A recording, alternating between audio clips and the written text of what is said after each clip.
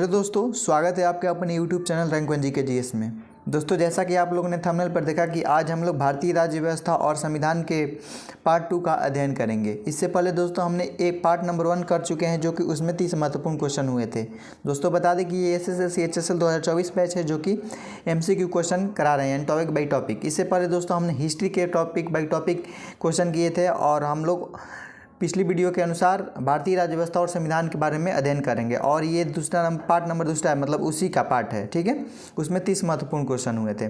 ठीक है, तो दोस्तों बता दें कि सभी एग्जाम के लिए महत्वपूर्ण है। SSC GD SSC MTS railway RRB NTPC, मतलब जितने भी कॉम्पिटेटिव एग्जाम होते हैं, GK GS के जितने भी एग्जाम होते हैं, उस श्रेणी में ये सब क्वेश्चन महत्वपूर्ण ही होते हैं। ठीक है, तो ये मत सोचिएगा कि ये SSC CHS बैच के लिए ही है, ये सभी बैच के लिए है, मतलब सभी कॉम्पिटेटिव एग्जाम के लिए है। ठीक है, तो बिना देर के आज का जो पहला क्वेश्चन वो देखते हैं और इस वीडियो की शुरुआत करते हैं। आज का जो पहला क्वेश्चन है, संविधान में मौलिक कर्तव्यों को कब शामिल किया गया था? मतलब ये जो संविधान का मौलिक कर्तव्य है वो कब शामिल किया गया था संविधान के श्रेणी में? ठीक है, तो इसका राइट आंसर होगा ऑप्शन नंबर बी, यानी कि 1976 में, जो कि बी इसका राइट आंसर होगा। ठीक है, 1976 में जो कि मौलिक कर्तव्य जो थे उसको हम लोग संविधान में शामिल किए थे। ठीक है, अगला क्वेश्चन देखते हैं। दूसरा क्वेश्चन है कि भारतीय संविधान में मौलिक अधिकार किस संविधान से लिए गए हैं? मतलब किस देश के ये संविधान से लिए गए हैं? तो ऑप्शन नंबर ए में US, बी में UK, सी में USR और डी में इनमें से कोई नहीं। तो दोस्तों इसका राइट आंसर होगा ऑप्शन नंबर ए, यानी कि US से, यानी कि यूनाइटेड स्टेट ऑफ अमेरिका से भारतीय संविधान के मौलिक अधिकार लिए गए हैं। ए इसका राइट आंसर होगा। ठीक है, अगला क्वेश्चन 33वां क्वेश्चन यानी तीसरा क्वेश्चन, निम्नलिखित में से कौन सा एक राजनीतिक अधिकार है? तो ऑप्शन नंबर ए में काम का अधिकार, बी में शिक्षा का अधिकार, सी में अभिव्यक्ति स्वतंत्रता का अधिकार और डी में वोट देने का अधिकार। तो दोस्तों इसका राइट आंसर होगा ऑप्शन नंबर डी, यानी कि जो कि राजनीतिक अधिकार है वो है वोट देने का अधिकार। डी इसका राइट आंसर होगा। ठीक है, अगला क्वेश्चन 34वां क्वेश्चन, भारतीय संविधान में नागरिकता के प्रावधान इसमें लागू हो गया, मतलब किस वर्ष लागू हो गया? तो ऑप्शन नंबर ए में 1950, बी में 1949, सी में 1951 और डी में 1952। तो इसका राइट आंसर होगा ऑप्शन नंबर ए, यानी कि 1950 इसका राइट आंसर होगा। ए इसका राइट आंसर होगा। ठीक है, जो कि भारतीय संविधान में नागरिकता के प्रावधान लागू हुआ था 1950 ईस्वी में।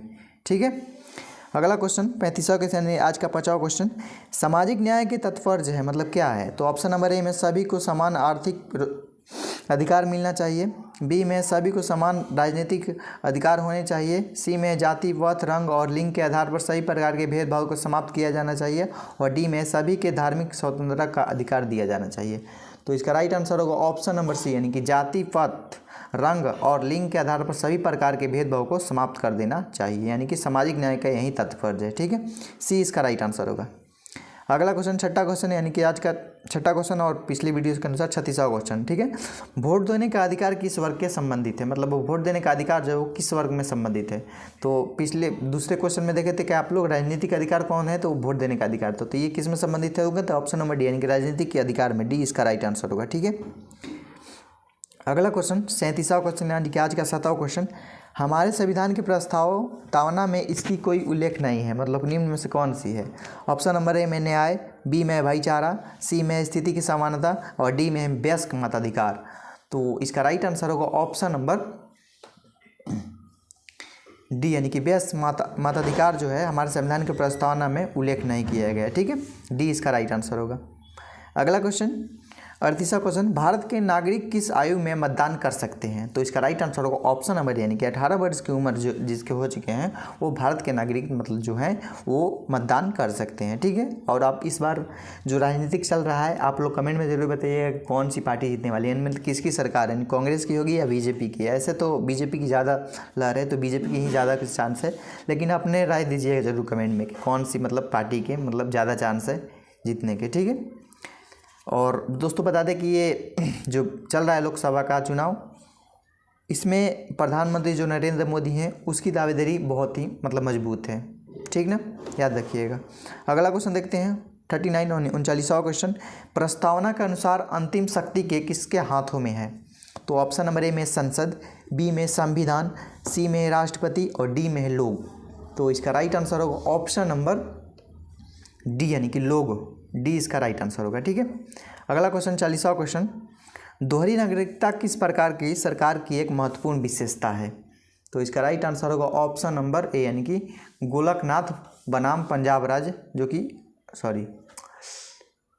तो इसका राइट आंसर होगा ऑप्शन नंबर बी यानी कि संघीय व्यवस्था है, जो कि दोहरी नागरिकता है वो संघीय विशेषता है। ठीक है, आज का 41वां क्वेश्चन दोस्तों, मैंने मतलब आज के 11वां और पिछली वीडियो के अनुसार 41वां क्वेश्चन, दोहरी नागरिकता की एक विशेषता है। तो ऑप्शन नंबर ए में एकात्मक सरकार, बी में संघीय सरकार, सी में है संसदीय सरकार और डी में है राष्ट्रपति का सरकार। तो इसका राइट आंसर होगा ऑप्शन नंबर बी यानी कि संघीय सरकार की एक विशेषता है, बी इसका राइट आंसर होगा। ठीक है, अगला क्वेश्चन 42वां क्वेश्चन, कौन सा मामला मौलिक अधिकारों से संबंधित है? मतलब जो कौन सा मामला है जो मौलिक अधिकारों से संबंधित है? तो इसका राइट आंसर होगा ऑप्शन नंबर यानी कि गोलकनाथ बनाम पंजाब राज्य, जो कि 1967 में है, वो मौलिक अधिकारों से संबंधित है, ए इसका राइट आंसर होगा। ठीक है, 43वां क्वेश्चन, भारतीय संविधान के अनुसार संपत्ति का अधिकार किस में है? तो ऑप्शन नंबर ए में मौलिक अधिकार में है, बी में प्राकृतिक अधिकार में है, सी में कानूनी अधिकार में है और डी में नैतिक अधिकार में है।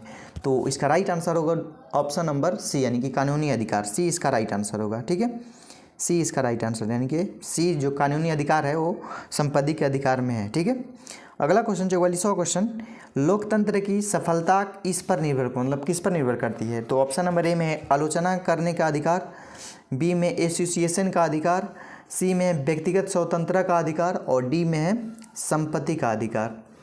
तो इसका राइट आंसर होगा ऑप्शन नंबर सी यानी कि व्यक्तिगत स्वतंत्रता का अधिकार जो है, सी इसका राइट आंसर होगा। ठीक है, अगला क्वेश्चन 45वां क्वेश्चन, भारतीय संविधान में राज्य में नीति निर्देशक सिद्धांत किस संविधान के लिए गए हैं?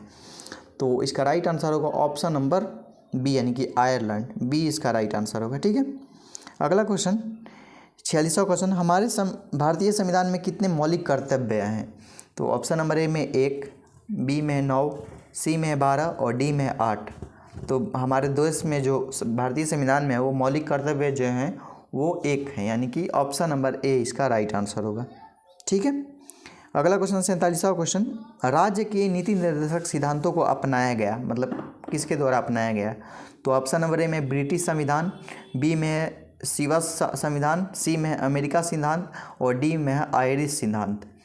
तो इसका राइट आंसर होगा ऑप्शन नंबर डी यानी कि आयरिश सिद्धांत जो है राज्य के नीति निर्देशन सिद्धांत में अपनाया गया है, डी इसका राइट आंसर होगा। ठीक है, अगला क्वेश्चन 48वां क्वेश्चन, भारतीय नागरिकों के मौलिक कर्तव्यों का संविधान कब शामिल किया गया?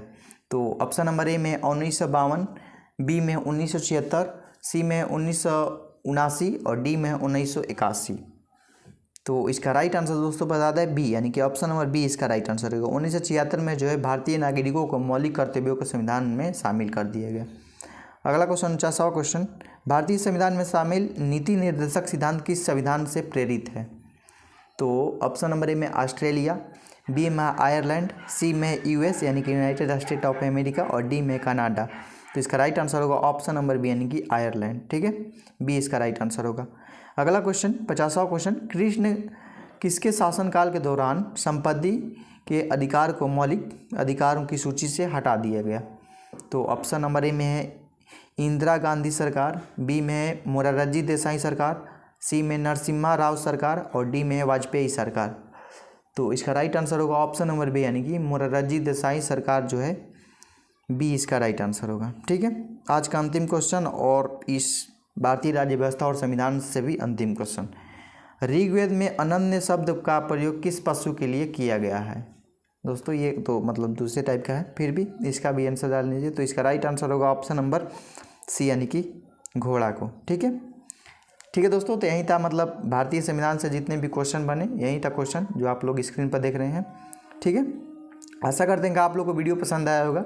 यदि पसंद आया तो लाइक, सब्सक्राइब और कमेंट जरूर कीजिएगा। मिलते हैं नए वीडियो में नए टॉपिक के साथ। अभी के लिए bye, take care, love you.